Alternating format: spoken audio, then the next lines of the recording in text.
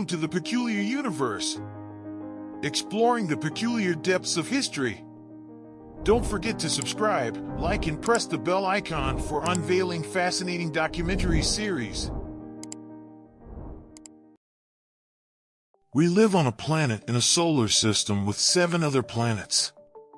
Scientists have found thousands of exoplanets beyond our solar system.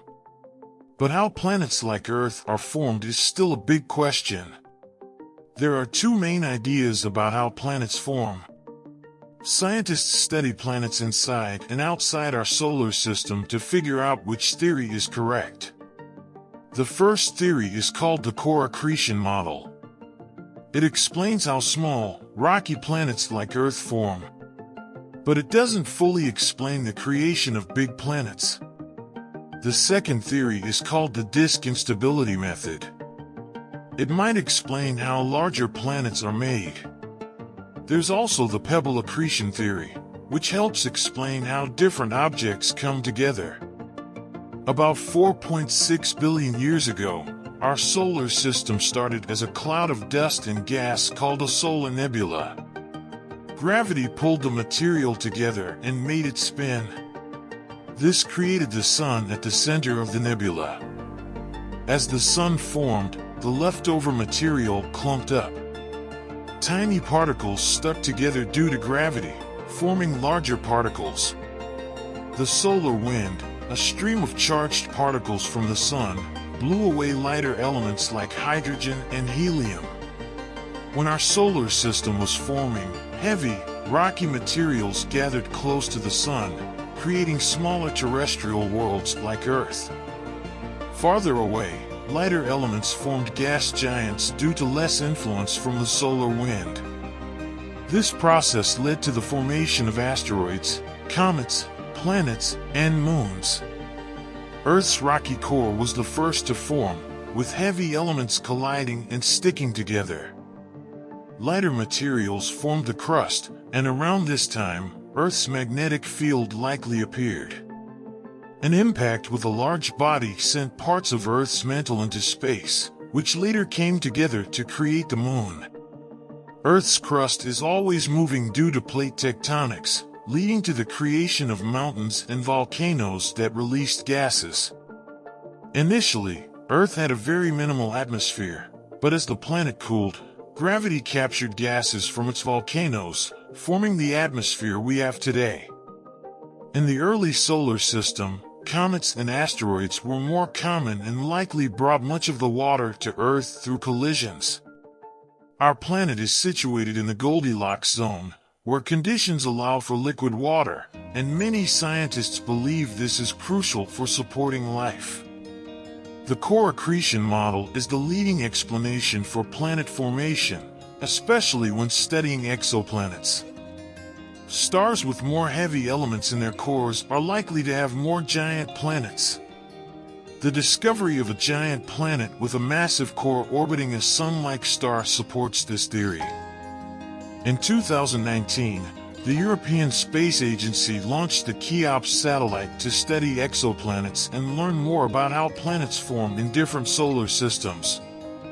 According to the Cheops team, in the core accretion scenario, a planet's core must reach a critical mass before it can gather gas and grow further. This critical mass depends on various factors, including the rate of planetesimals accretion. The core accretion model explains the formation of terrestrial planets, but it struggles to account for the rapid formation of gas giants due to lighter gases. This process takes millions of years, longer than those gases were available in the early solar system. However, there are other theories for planet formation. One newer theory is disk instability, where dust and gas clumps together early in the solar system, eventually forming giant planets over a shorter period, sometimes just 1,000 years. This allows them to capture lighter gases and stabilize their orbits. Another model, pebble accretion, suggests that smaller pebble-sized objects could fuse together much faster to build giant planets, up to 1,000 times quicker than other explanations. This model provides a simpler structure for the solar nebula, leading to the giant planet systems we observe today. Researchers discovered that tiny pebbles, once thought insignificant, play a vital role in rapidly building giant planets. Larger objects bully smaller ones by snatching away pebbles to grow faster. As scientists continue studying planets, they hope to gain a better understanding of how Earth and other planets in the galaxy formed. At the beginning, Earth was vastly different from its present state. It was intensely hot, mainly made up of molten magma. Over hundreds of millions of years, it cooled down, and liquid water formed oceans. As heavier elements sank towards the center, Earth developed distinct layers, with a solid outer covering and denser molten material at the core. Scientists believe Earth's development happened in 3 stages. First was accretion, where particles within the solar system collided and formed larger bodies like planets. Next, a protoplanet likely collided with a young Earth, potentially leading to the formation of the Moon. The final stage involved asteroid bombardments. Early on, Earth's atmosphere probably consisted of hydrogen and helium. As the planet changed, volcanic eruptions released water vapor, ammonia, and carbon dioxide into the atmosphere. This contributed to the formation of the oceans and allowed primitive life to emerge. Asteroids played a vital role during this time, continuously bombarding Earth and potentially carrying water needed for life. The water-rich asteroids shattered upon impact, leaving fragments of rock that may have held significant amounts of water. Around 2.2 to 2.7 billion years ago, photosynthesizing bacteria evolved, releasing oxygen into the atmosphere and changing its composition. Eventually, our modern atmosphere formed, consisting of 78% nitrogen, 21% oxygen, and other gases that support various forms of life. Scientists have proposed several theories about the Moon's formation. The most supported one is the giant impact theory, suggesting that the Moon formed after a massive collision between a young Earth and a Mars-sized protoplanet called Theia. This impact produced debris, including molten rock and hot gas, which formed a disk of material known as a lunar synestia. Other alternative theories suggested by scientists include the fission theory, suggesting the Moon broke away from Earth, the capture theory, proposing the Moon formed elsewhere in the solar system and was later captured by Earth's gravity, and the co-formation theory, suggesting Earth and the Moon formed simultaneously from the same protoplanetary disk. To understand the Moon's origin, scientists examine moon rocks brought to Earth by lunar meteorites and Apollo moon landings. By analyzing their chemistry, they can determine the history of the Moon and its relationship with Earth. Oxygen isotopes provide a crucial clue about the Moon's origin. Lunar samples have similar isotopic makeup to Earth, suggesting a connection between their formations. Some scientists believe the impactor planet, Theia, shared a similar mixture of meteorites with Earth, indicating it formed nearby in the solar system. Others propose that after the impact, oxygen isotopes mixed between Earth and the Moon, erasing original differences. Differences in chemistry between Earth and the Moon, particularly with volatile elements like potassium, zinc, and sodium, also support the giant impact theory. These elements have lower concentrations in lunar rocks, which can be explained by high temperatures during the impact, causing evaporation. The lack of atmosphere and low gravity on the Moon allowed volatile elements to escape into space. Overall, a giant impact provides an explanation for the Moon's origin, explaining the lack of certain elements and allowing for mixing between the proto-Earth and Moon-forming materials. However, the exact timing of this impact remains a topic of ongoing research. Scientists believe the moon formed around 60 to 175 million years after the birth of the solar system, as a result of a giant impact between the young Earth and a Mars-sized protoplanet called Theia.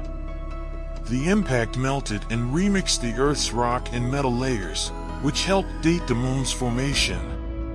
The mixing of rock and metal allowed certain elements like hafnium and tungsten to swap places. Hafnium decayed to form tungsten over millions of years. By studying the tungsten concentration in Earth's rocks, scientists determined that a giant impact occurred within 60 to 175 million years after the solar system's birth. Early Earth's appearance. After the moon-forming impact, the early Earth looked vastly different from today. It had a magma ocean, a molten rock layer hundreds of miles deep, caused by the intense energy from the collision. Water would have existed only as vapor in the atmosphere. The sun was also more active, emitting powerful UV radiation that could evaporate entire atmospheres. As the magma ocean cooled, Earth's atmosphere replenished through volcanic eruptions and impacts from comets and meteorites. This marked the initial steps towards developing plate tectonics, where giant crustal plates move over Earth's surface, producing new rocks at volcanoes and recycling materials back into the interior through subduction. Plate tectonics is crucial for a planet's potential to develop life because it helps regulate the atmosphere's carbon dioxide levels, maintaining stable temperatures over billions of years. The presence of plate tectonics depends on various factors, such as the composition of asteroids, planetesimals, and protoplanets that make up the planet. In summary, the moon likely formed 60 to 175 million years after the solar system's birth through a giant impact with Earth. Early Earth had a magma ocean and underwent significant changes over time, eventually developing plate tectonics, which plays a vital role in supporting life on our planet. What did the early moon look like? Contrary to our usual image of the moon as a desolate, gray place, it was once quite geologically active. Like Earth, the moon started with a thick layer of molten rock on its surface. However, it didn't cool to form tectonic plates. Instead, it developed a thick crust made mostly of light-colored feldspar, creating the bright lunar highlands we see today. Geological activity continued on the moon due to the heat from the impact and radioactive elements, which caused rock to melt deep within the moon. This resulted in volcanic activity, producing dark basalt rocks that covered large areas on the moon's surface, known as mare or seas in Latin. The basalt is younger than the feldspar highlands and is responsible for the dark patches visible on the moon. In the past, the moon was much closer to Earth, about 14,000 miles away compared to its current distance of 250,000 miles. The changing distance between the moon and Earth provides essential information about the details of the moon-forming impact. Remaining questions. While scientists agree that the moon formed from an impact, many details are still debated. Questions remain about the size, speed, and composition of the impacting object, and whether there might have been multiple impacts involved. Lab experiments and computer simulations help researchers study the extreme conditions of impact events and understand the different rock types and elements involved. In the future, new moon samples could provide additional insights, recording aspects of the moon's history not present in the existing Apollo mission rocks. As measurement techniques improve, scientists hope to make further advancements in understanding how the moon formed, its connection with Earth, and even how moons might form around other planets beyond our solar system. Future possibilities.